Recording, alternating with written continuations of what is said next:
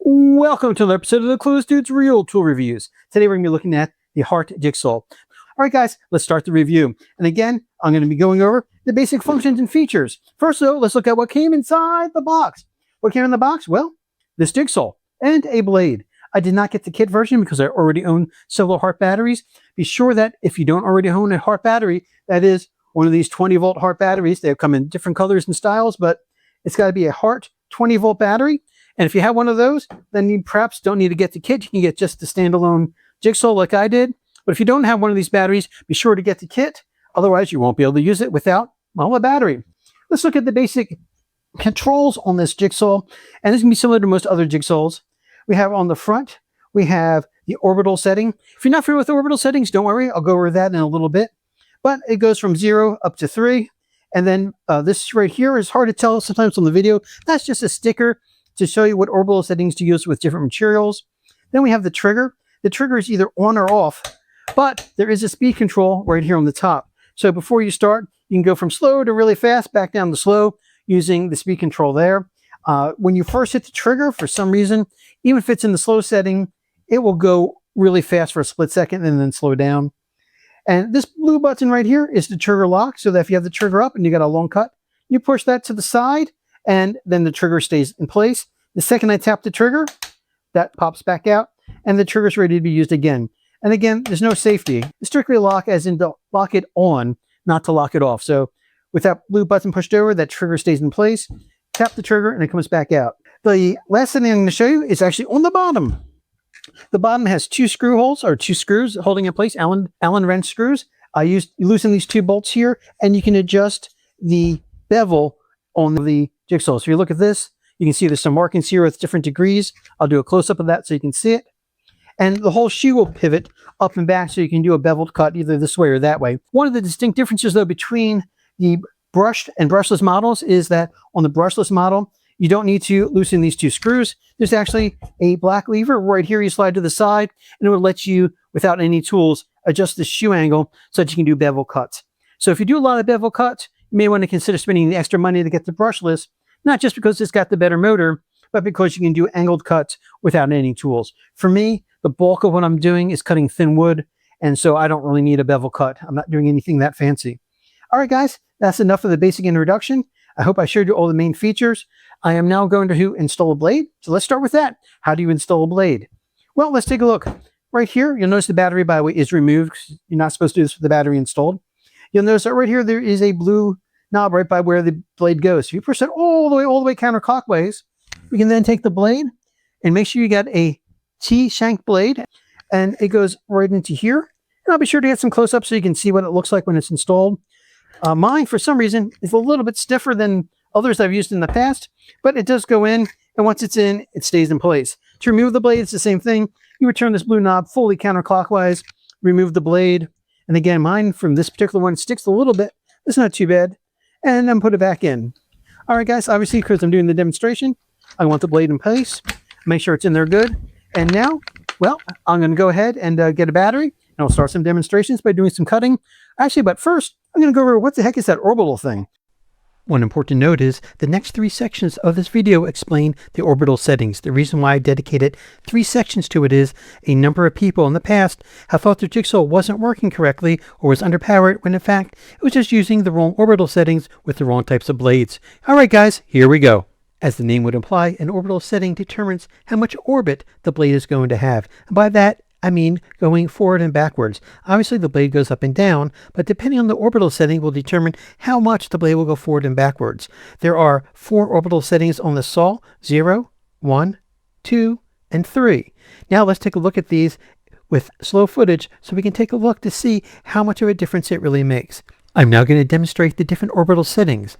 One of the things I want you to notice on the screen at the bottom, there's a red line that I've added in post-production, and it's to give you a standard reference point. You'll also notice a red arrow right by the black wheel. That is also there, added in post-production, to give you a reference point so you can see what parts are moving. Alright guys, let's start first with orbital setting number 0. That is with the blue switch all the way forward.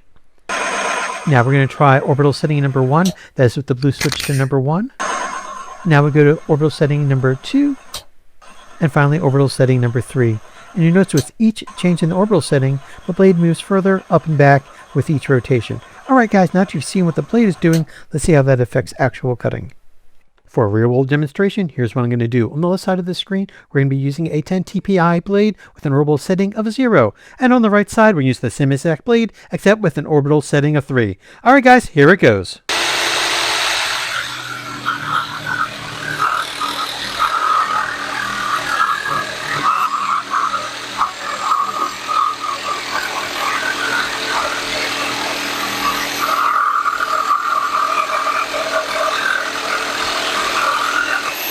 As you can see, the orbital setting makes a big difference on how fast that jigsaw can cut, but it's at the cost of the edges of the cut being a little bit rougher and that there's more tear out on the faster cut. Let's try the same exact test again, except this time with a more aggressive 6 teeth per inch blade and see how much the blade itself makes a difference. Here we go.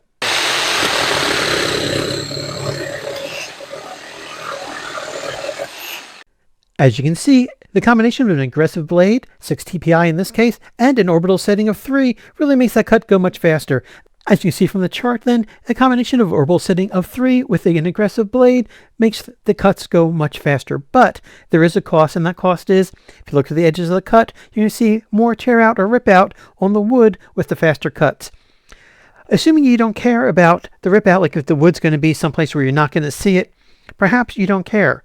But there is one time, even if you don't care how clean the cut is, you're not going to want to use an orbital setting number 3, and that is this. Take a look at this blade. As you can see, it is designed so that the cut is done on the upstroke. That is, it's designed so that as the blade comes up and it cuts, it's going to pull the sole down. But even though it's pulling the sole down, it's going to make the rip out be on the top of the piece that you're cutting. So let's assume you're doing something like, let's say, I don't know, a countertop or something where you can't really move it. You can't flip the sole upside down easily, but you want it to cut on the downstroke, which will have a tendency to lift the sole up, so you have to push down a bit more, but it can be done. In that case, you probably don't want to use the orbital setting because the orbital setting, that is the orbital pattern, is designed to cut on the upstroke. On the downstroke, it doesn't seem to work as well, and here's the proof of that. Let's take a look at using different orbital settings with a reverse blade, that is one that's designed to cut on the downstroke instead of the upstroke. Here we go. I'm going to do something stupid so you don't have to, and that is this. I'm going to test the orbital settings with a reverse blade, that is a blade that cuts on the downstroke. You'll notice that I have a reverse blade in here. That is one that's designed to cut as the blade goes down. It's going to push the saw up a little bit, and that's fine. Just push down a little bit more. I'm going to do it first with orbital setting of 0. Then I'm going to try with orbital setting of 3, and we'll see how it goes. All right, guys, here we go. This is going to be the orbital setting of 0, which I suspect will work more or less about the same, other than the saw pushing up a little bit, as it would with a normal blade, except the cutout will be on the bottom instead of the top. 3, 2, 1, and go.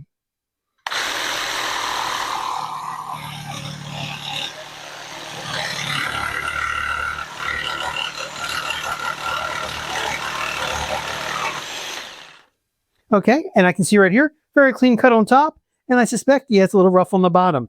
All right, I'm going to set this to an orbital setting of 3. That's the maximum orbital setting on the saw. And what I suspect is going to happen is it's going to be harder to do just because, again, the orbital pattern is set to cut on the upstroke instead of the downstroke. And this is going to have a blade that uses the downstroke. 3, 2, 1, and go.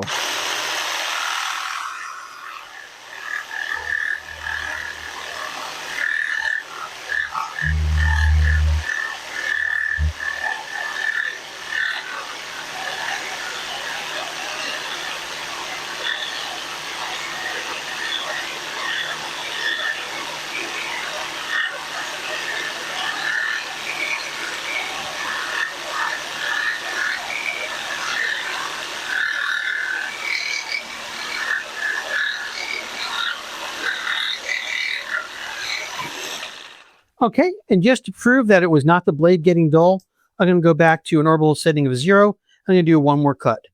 3, 2, 1, and go.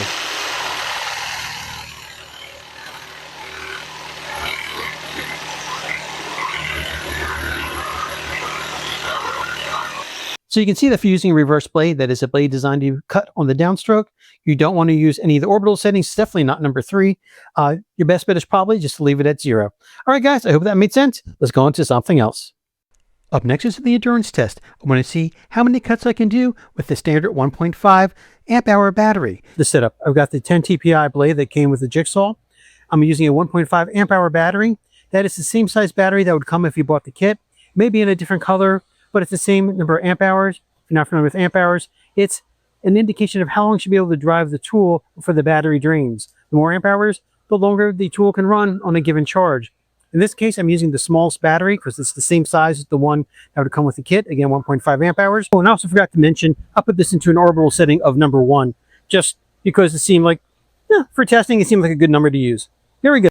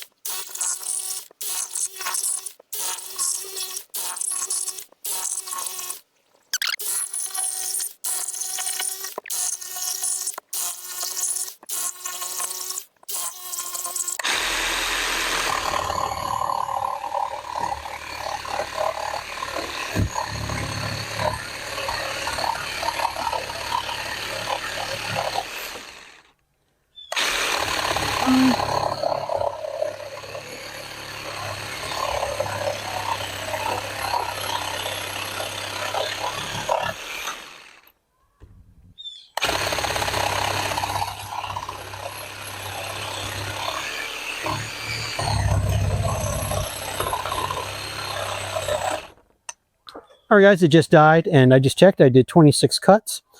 Before I give my conclusion about this jigsaw, I want to point out something about the batteries. As you saw in the previous endurance test, I used a 1.5 amp hour battery just because that's what came with the kit. However, if you want to get a larger battery, consider the price of the larger battery versus getting a toolkit. On occasion, Hart, either on their website, the Walmart website, or in the store, will have 4 or 5 piece toolkits or 3 or 4 piece toolkits on sale that include 1 or 2 batteries for the price you pay, or almost the price you'd pay for just 1 or 2 batteries separately. So if you need a battery, also be sure to check out the toolkits to see if you can get the tools more or less for free just to get the batteries. All right, guys, time for the conclusions. What is my conclusion about this Hart Jigsaw? It is this, that this jigsaw seems to work just fine, especially for residential use. If, however, you're going to be doing lots and lots of cuts with this jigsaw, or you're planning to do extremely long cuts with jigsaw, I would encourage you to consider getting the brushless model. I also suggest, if you're not already into the Hart line, also take a look at the Ryobi line. Ryobi and Hart are made by the same company, and Ryobi's got a better selection of tools. For me, there's a Walmart right down the street. That's why I'm into the Hart line. If I needed a tool, it's like 2 blocks away. And if they didn't have it, there's another Walmart about 5 blocks away in the other direction. Put simply, I'm right near 2 Walmarts, so I tend to buy Walmart stuff. The Hart line has been really good. The only concern in the back of my mind I have, and it's a very small concern, is if Walmart was to drop the Hart line, would I be able to get batteries, let's say, 10 or 15 years from now? Whereas Ryobi, it's been around for decades. I don't think those batteries are going anywhere. I'll also point out that for any tool you get, whether it's this one or any other tool, if it's the first tool you're getting in that battery line, please make sure you can get all the tools you want from that battery system, unless there's a reason not to, because then you can exchange batteries with different tools. So if you finish up a project, and let's say your reciprocating tool's battery dies, you can grab the one off of your jigsaw and finish the project, or vice versa. Whereas if they're all different brand batteries, you can't do that. Just something to think about. Look at the entire line before you buy your first tool in any battery system.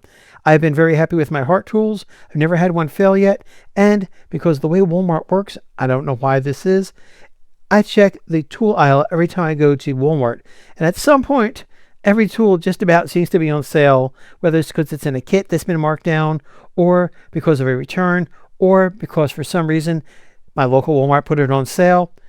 I've yet to pay full price for, I don't think, any of the Hart tools. I seem to always find them on sale at my local Walmart. All right, guys, I hope you're doing good. Also, I'll point out, before you buy a tool at Walmart, check also walmart.com. Sometimes they have sales that are not shown at the local stores. And again, also please consider brands like Ryobi and also Bauer, which is the Harbor Freight brand that's kind of more or less right in the same line as this in terms of quality. I've been happy with both of those sets of tools too. My Ryobi experience is very limited. I've used Bauer for a few things and have been very happy with them, but people seem to be happy with those brands also. And again, is not a knock on Hart. I'm just saying check those other brands just in case they have tools that you're going to want in the future that use the same battery system that's not available from Hart. All right, guys, I hope this review helped. If it did, please hit that like key, hit the subscribe button. Apparently that helps me somehow. Who knows? All right, guys, have a pleasant day, and thank you for your time.